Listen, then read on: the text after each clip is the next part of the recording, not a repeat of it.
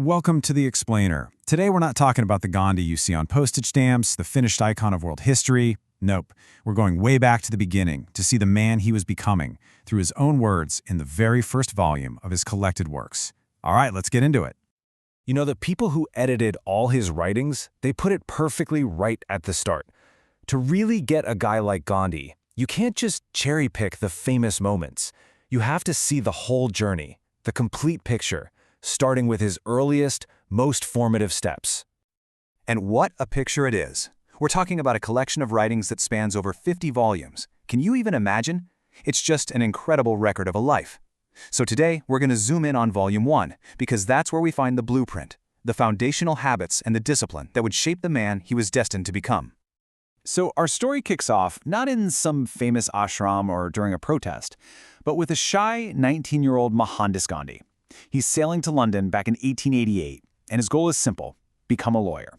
But this trip, it becomes his first great experiment in living. Think about this. Before he ever took on the British Empire, his first huge battle was a personal one, a simple promise he made to his mom. And this one promise, it wasn't just about his diet. It would become the very bedrock of his philosophy, forcing him into a life of incredible self-control. So for these 3 years, which were just so incredibly formative, he wasn't just hitting the law books, he was studying himself, and he documented everything with this amazing detail. He started turning his own personal choices into public arguments. Okay, now get this. What's so fascinating here is the sheer precision. This table is from a little pamphlet he wrote called Guide to London for other Indian students. He didn't just suggest being frugal, he laid out a whole plan, proving you could actually live on just £1 a week. And this is where you really see his mind at work. I mean, this wasn't just about pinching pennies. It was a hands-on exercise in being self-reliant, in thinking strategically, and in mastering every little detail of his own life. These are the exact skills he would later use on a global scale. All right, so let's track how this deep, private discipline starts to become a public voice. That promise to his mother about not eating meat, it led him right to London's vegetarian societies. And it was there, in their newsletters and journals, that he first started publishing his ideas for a real audience. So this was the question he got hit with all the time. It was a really common prejudice back then.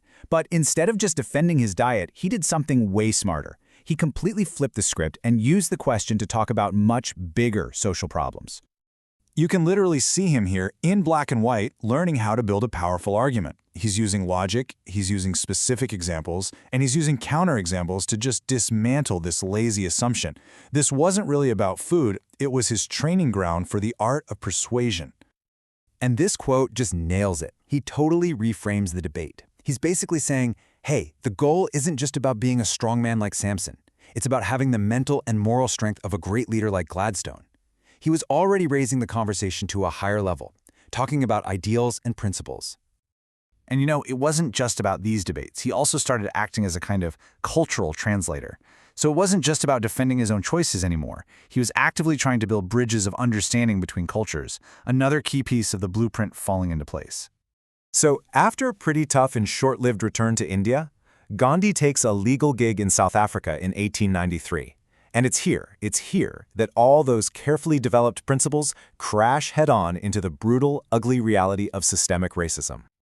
Almost the second he gets there, he's faced with a society that refuses to see him as a lawyer trained in London. To them, he's just a coolie. He was labeled and dismissed just because of his race. All that theory he debated back in London, suddenly, it was real life, and it was brutal. So what does he do? Does he just get angry? No. His response is organization. That same meticulous planner who budgeted his life down to the last shilling, now he's drafting the entire constitution for the Natal Indian Congress. This was his very first political organization, and you can see its ambitious goals right here. And that voice that he had sharpened in those little vegetarian magazines, well, now it was thundering in official petitions against racist laws. He was brilliant. He started using the empire's own language, its own ideals of justice and fair play, against its own prejudice. So when you step back and look at this whole first volume, the student budgets, the diet debates, those first petitions, it's all there. You can see the complete blueprint for the man the world would eventually know as the Mahatma.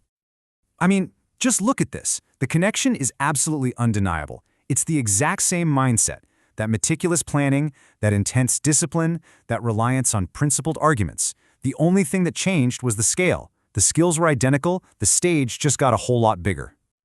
And that's really the key takeaway from all this. The Mahatma wasn't just born in some flash of inspiration. No way. He was built, painstakingly, through deliberate, daily practice. One budget, one meal, and one carefully crafted argument at a time. You know, as the editors of his collected works pointed out, his legacy just seems to grow over time. And when you understand its humble, disciplined, and meticulously documented beginnings, well, that legacy becomes all the more remarkable. It really makes you wonder, doesn't it, about the power of all those small, quiet disciplines in our own lives. Thank you for joining us for this explainer.